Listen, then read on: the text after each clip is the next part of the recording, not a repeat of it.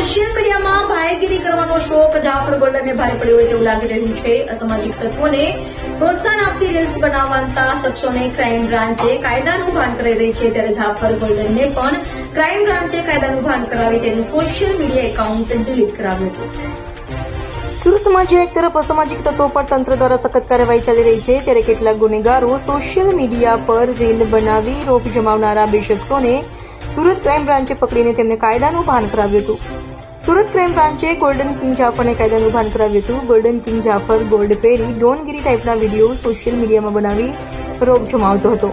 Crime બ્રાન્ચે golden king જાફરને બરોબરનો પાઠ ભણાવી જાફર પોપટ બની ગયો હતો. જાફરે માંગી માફી અને પોતાનું સોશિયલ મીડિયા એકાઉન્ટ ડિલીટ કર્યું હતું. જાફર અગાઉ પણ અનેક ગુનામાં જેલની હવા ખાઈ ચૂક્યો છે. मेरा नाम है जाफर गोल्डन। मैं रील्स बनाता था पहले, और अभी गुनहगारी सब छोड़ दो, और अभी और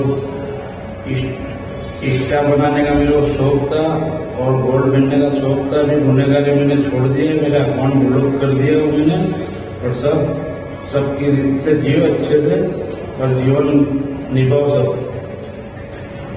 सब जीवन छोड़ दो, ये गुनहगारी छोड़ दो. मैंने भी छोड़ दिया गुनहगारी और ब्लॉक कर दिया अकाउंट इंस्टा पे.